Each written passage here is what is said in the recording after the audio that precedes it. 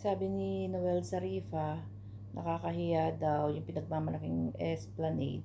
Ayan nga mga basura, nakakahiya daw sa mga turismo. Sabi naman nito ni Alexander, dapat ang unahin muna daw yung waste management kesa doon sa media campaign. Hindi po yung media campaign, talagang opening po yon at kailangan i-market. Kailangan i-market talaga ang Esplanade para dumagsa ang turismo. Alam mo kung ano ang problema? Hindi po problema ang waste management diyan. Alam mo kung ano ang problema? Yung mga Pilipino walang disiplina. Or baka mismo kayong mga anti-administration, kayo mismo nagtatapon diyan para mapulaan yung proyekto ni FL Lisa. Kasi kay FL Lisa yan, di ba?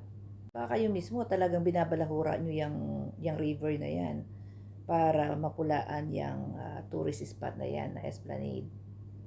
Hindi problema ang waste management dyan. Ang problema, kayong mga Pilipino na walang disiplina. Bakit? Kailan ba naging basurahan ang river? Kailan naging basurahan yan? Tapos sino ang sisisihin nyo? Gobyerno?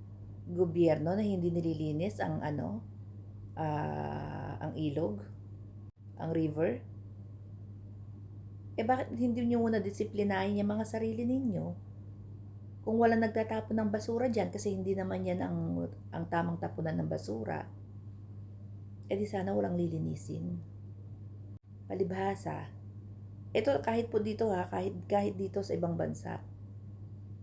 Ang daming Filipino, ang daming ibang lahi na mga dugyot na walang disiplina, hindi yata marunong magbasa kung saan dapat magtapon ng basura. Huwag niyong isisisi sa gobyerno kung wala kayong disiplina sa mga sarili ninyo. Kung hindi kayo tinuruan ng mga magulang ninyo, kung hindi kayo tinuruan sa bahay kung saan dapat magtapon ng basura, kung hindi man kayo naturuan sa bahay, tinuturo yan sa eskwela.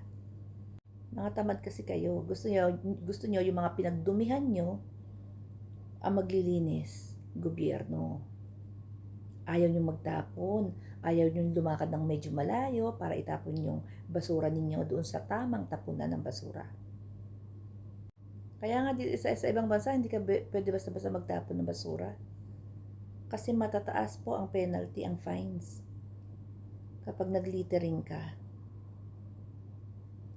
Matuto muna kayong disiplinahin ng mga sarili ninyo bago nyo isisi sa gobyerno kung bakit maraming basura sa ilog.